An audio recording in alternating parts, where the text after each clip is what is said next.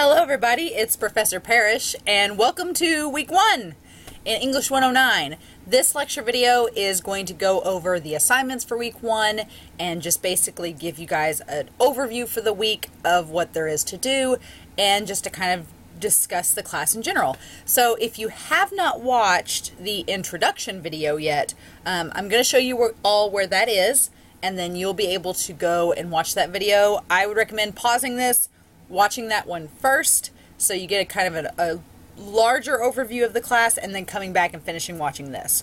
I'm going to try not to make the lecture videos too long each week, but I do want to cover everything that we're doing. So please make sure that you watch each week's lecture video. There's going to be information about your assignments, information about the class. Just make sure that you give them a look and check out the introduction video. Alright, so I'm excited to have you all in the class for week 1. It's going to go by really fast, but it's going to be really fun.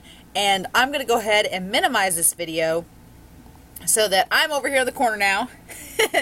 And I'll usually start the videos out in the corner over here, but since it was week 1, I wanted to kind of give a nice starting presentation. So, like I said, if you've not watched the introduction video, please make sure you have. It's right here.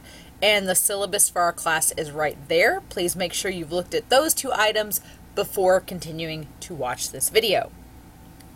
Alright, we're still here. So this is the whole course homepage. My instructor information is right here. Basically, I'm going to be posting in the handouts, announcements section here. I mean the announcements that the video is right here. The video will also be located in our resources folder in the links section under week 1. So right where it says links here, there's going to be a week 1 folder, and this video is going to be there as well. Alright, so as far as handouts go, the only handout to really look at for week 1 is this handout right here on how to create an outline. And I really like this article because when I was in college, I was never really the type that liked creating outlines. I'm an English major, so for me, writing papers was not as challenging as it is for some students. And so I just wanted to chuck out a draft in 2 hours, review it, edit it, and then turn it in. And for a while, and for some classes, that does work. But it doesn't work for every class, especially when you get into bigger and larger papers. It can become increasingly hard to organize your thoughts, to get everything to where it makes sense, and you can easily get lost in a paper. It's easy to start writing and then be like, okay, wait, where am I? And then have to backtrack. So the longer I was in college and the harder that papers became, the more I really began to appreciate why my instructors wanted me to create an outline. Because it is kind of just a formula, a framework that you can look at and keep track of as you're writing. It helps to guide you as a writer, and it helps to make sure that you stay on task and stay focused. So what this article does is it shows you how to create a useful outline. It gives ideas about brainstorming. You've probably done brainstorming activities in high school where you had to do like the listing or clustering. I'm a lister for sure. It's like the grocery list of things I have to do. Some people cluster, some people list, some people make diagrams, some people draw pictures. Whatever allows you to brainstorm and think up ideas, that's what this article is trying to help to foster and suggest. And then it's just kind of giving an idea of what should be in your outline and what it should do. That it helps to aid you as a writer, it helps you to be organized, construction overview, and define the boundaries of your paper, because you want to stay on track. You don't want to wander too much in your writing. So make sure to check that article out. It's right here in our resources. It's really the only one for this week. You'll notice that in our resources each week and the assignments are listed, which we're about to go and see over here in our assignments.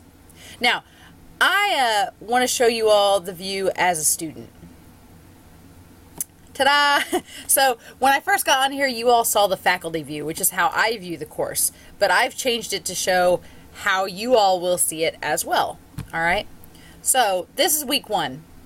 Week 1, the only assignment due by Friday, June 7th, is the discussion forum post, which we will visit very shortly. So just your discussion forum post is due on Fridays. Every Friday your discussion forum post is due, and that's the post that you create answering whatever questions I have or whatever prompt I give you. So if you want, you can go ahead and respond to your peers. That's totally up to you. You can go ahead and do it. You will not hurt my feelings. But you can go ahead and do that assignment if you want. But sometimes if you do the discussion post like on a Monday or a Tuesday, maybe not everybody in the class has completed that assignment yet. So you may have to wait until the weekend to respond to your peers. Since it's an 8-week class, I have you respond to 4 peers. If it was a normal 16-week class, it would be 2. But since we've condensed it, it's 4. And as far as your responses go, what I'm looking for in your responses is that you answer the question, you give feedback to your peers, that you use proper grammar and punctuation, and that also that you create a dialogue. You're not just saying, yeah, I agree. You got to say why you agree. Why do you agree with that person? Is it because you thought the same thing about detail A and you would list that? Or maybe you disagree with the person that you're responding to. Maybe you would say, oh, that's a cool idea.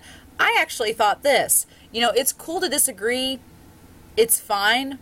You can disagree with your peers as long as you know you're respectful and you outline why you disagree. And that can help create a dialogue, which is essentially why we do the discussion forum. It's just a replacement for our one-on-one interaction face-to-face. So by Friday, the only assignment due is the discussion forum post. And then by Sunday, these are the assignments that are due. You need to respond to 4 of your peers in the forum. You need to complete the cause and effect writing assignment prep, which we're about to go over. And you need to complete textbook activity number 1. All right. So if you've not got your textbook for this class yet, I would highly recommend getting it this week, because the textbook assignment, you're going to need the textbook to complete. So if you need to go to our bookstore to get it, we're open from 8 a.m. to 4 p.m. on Monday, Tuesday, Wednesday, and Thursday. We're not open on Fridays in the summer, so just keep that in mind. And then the cause and effect writing prep, you don't need the textbook for that assignment, and we'll go ahead and go over it here shortly. As far as what to read, now, this is an English class, so there is some reading required. If you've not read the syllabus yet, please do so.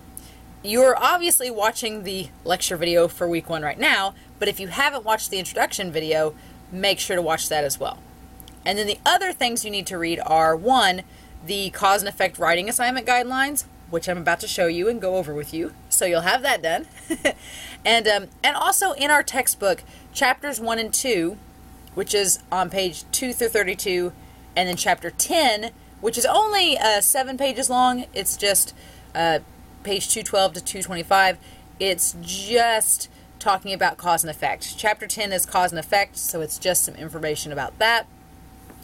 Obviously, you may be thinking to yourself, that's 30 pages. That's a lot to read.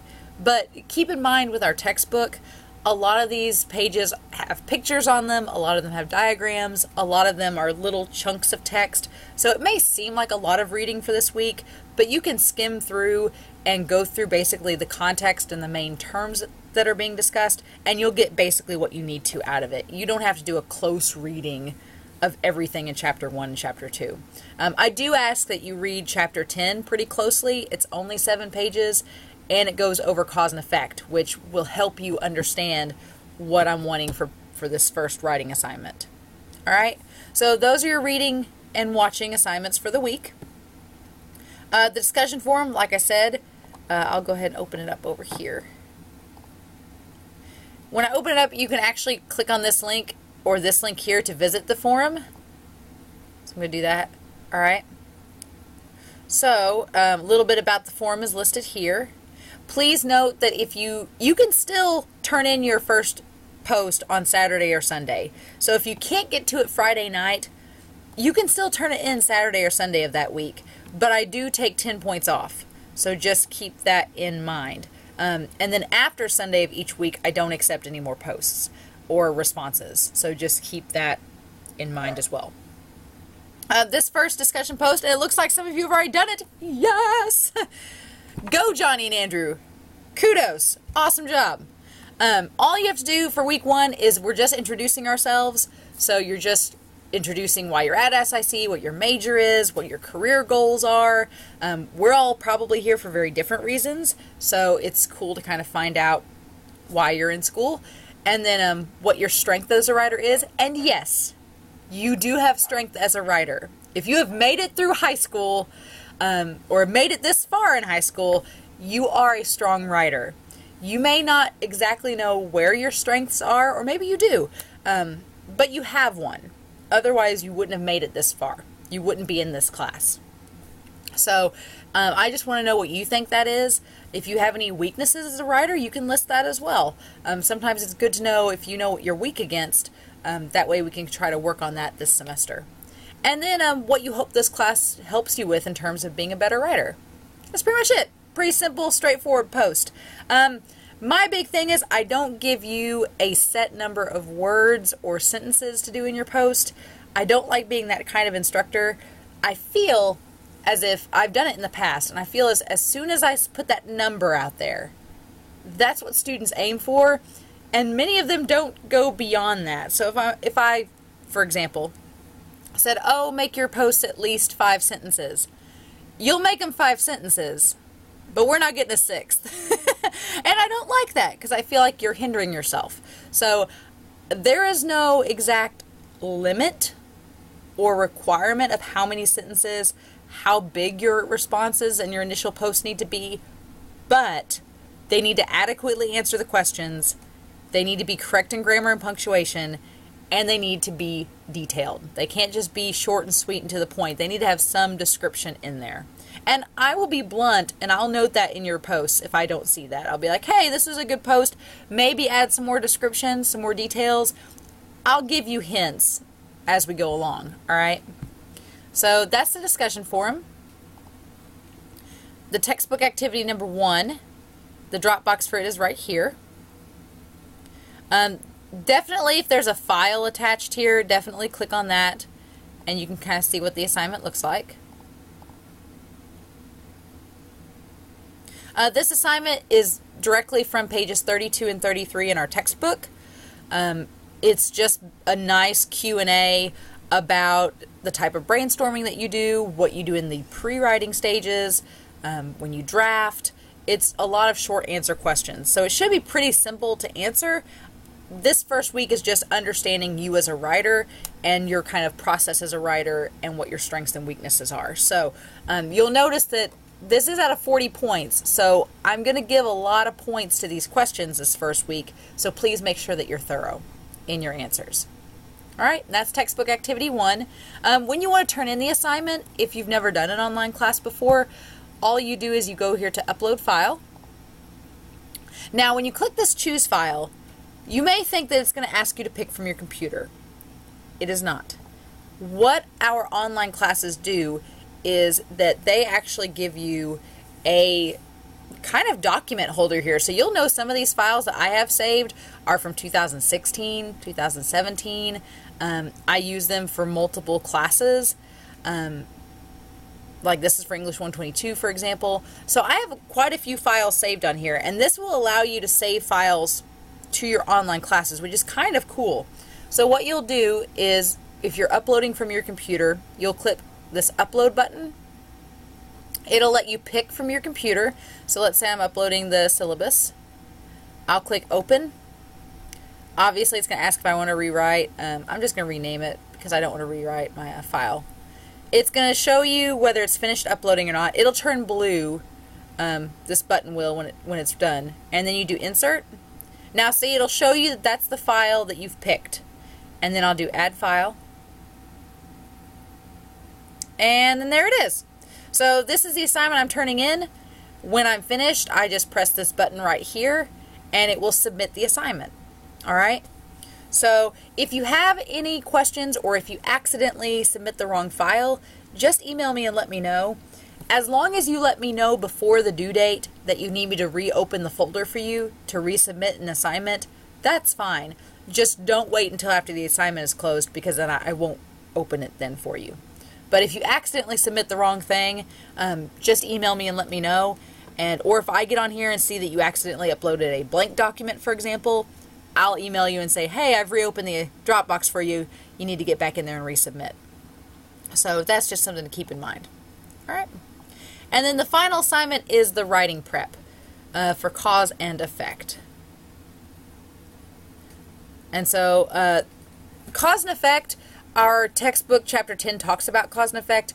Basically, it's something happening, the means behind it, what has driven it to this point, and then what the effects of that are. So what I want to know is basically kind of what your thesis is. What is your topic of this writing prep? What is your topic of your cause and effect paper? What is the purpose of your paper? Like, what's your end goal? Are you like, oh, I'm trying to convince people of this, or I'm trying to make you think about this? And then a basic outline of your paper. So we're going to pull up these guidelines here. All right. Okay. So basically in your writing prep, you need to include an introduction paragraph. And this is all work in progress. So if you change your paper as you go, that's fine. This is just to give me an idea of what you're writing about. So an intro paragraph where you talk about the topic and the points that you're going to discuss in your paper. The writing assignment itself will have multiple paragraphs. This is not a 5-paragraph essay. I do not like 5-paragraph essays. They can have as many paragraphs as you need. Your paper will have a conclusion, and it has to be 3 full pages. 3. So like this document here is a full page. You can't cut it off here. That's not a full page. You got to go from top to bottom, right? But your writing prep just needs to tell me what you're talking about in your paper. Give me a few details about it. What's your overall purpose? And then give me an outline. And you can notice down here that your outline can look something like this, where you got like a little introduction. You can give me like a little work in progress. What do you have so far for it? What's your point, your topic, aka your thesis? What are the points you're going to talk about? And you can list them here. If you have any subpoints, you can talk about them there. And then your conclusion. Obviously, some people write their conclusion first, which for me is kind of weird, but I've seen students do it. I'm very much a top to bottom writer. I got to start at the intro and then work my way through and then go back and edit. So if you don't know what you're going to do for your conclusion, you can just say it's a work in progress.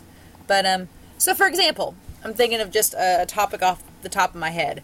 I saw an article the other day about my brother and I are kind of geeky, and he does the Pokemon Go thing, and there's a thing about Pokemon sleep, which is essentially they're going to monitor your sleep, and that's going to train your Pokemon. It's very weird. I'm not on board with it.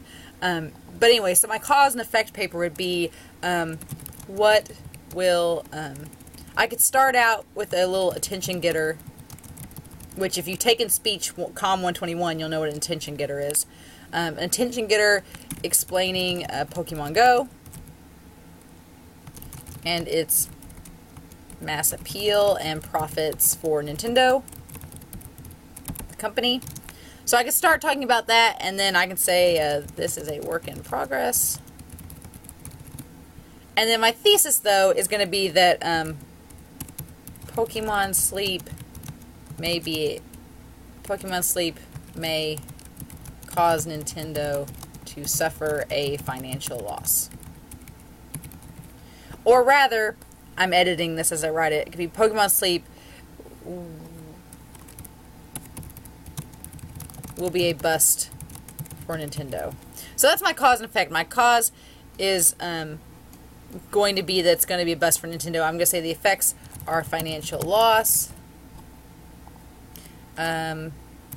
delayed development for future Pokemon games,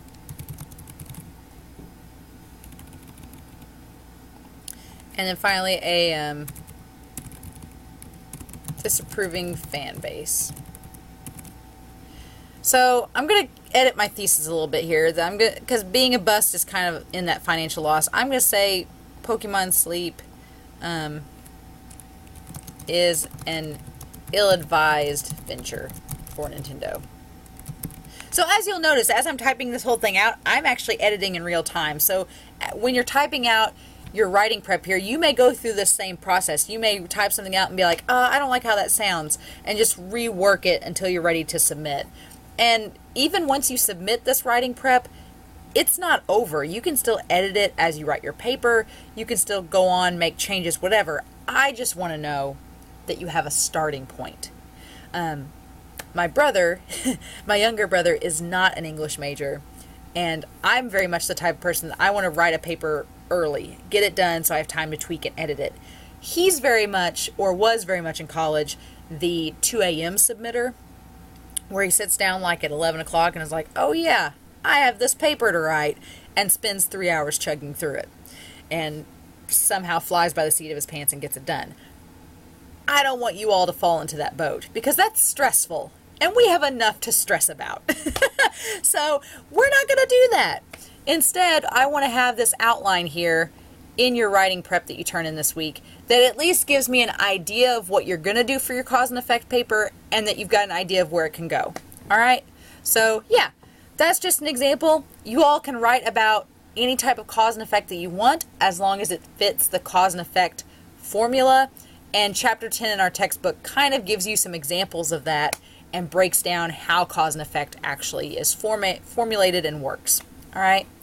And you can always email me if you're like, I don't know if this topic's going to work or not. Or you can just submit your writing prep and I can say, yeah, this is going to be awesome. Or I'll say, well, maybe you want to tweak this a little bit. Right? So that's pretty much our paper. Alright. So that's basically the 3 assignments we have this week. Your discussion forum, where we get to introduce each other. I like week 1's discussion forum because I always am interested in hearing about how you came to take this class, what your goals are. That helps me to kind of understand what we can talk about in here that'll be fun and relevant. I had a semester where it was all nursing students, so we talked about a lot of medical stuff, for examples. And then I had one semester where there was a lot of geeky kids in there and we just geeked out and it was great. So I just want to know more about you all, what your interests are. Hopefully we have a nice mixed bag and a variety of students, because I think that makes our discussion forums more fun.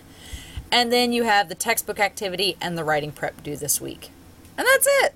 It's a pretty straightforward week. There are a lot of points attached to these assignments, so please take your time with them. Don't just chuck something in and be like, okay, I'm done, good for the week. Make sure to take your time on them, because I do grade them critically, so just keep that in mind. But yeah, that's in the assignments. You'll notice one very quick thing. When you first click on assignments, there's this little gray box that pops up, right? You may be tempted to look at this gray box and be like, oh, I've just got the discussion forum and the textbook activity good. I'm fine. You need to scroll down, because this little box only shows 2 assignments at a time. You'll notice we have 3 assignments due. So you don't want to just rely on this box and forget one of these assignments, because that'll be a big loss of points. All right? So just keep that in mind, okay?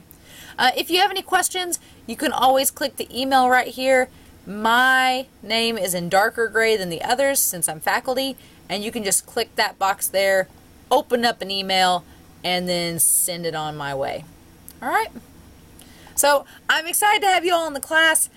I do read everybody's discussion forum posts. I try to respond to everybody. I do my very, very best. There's only 13 of us in the class, so that should make sure that I get to everybody's posts and respond to them. But I'm super excited to have you all in class. I'm really looking forward to this summer, and if you all have any questions, just feel free to let me know. So until next time, I'll be looking at your assignments, checking out your posts, and I'll see you all next week.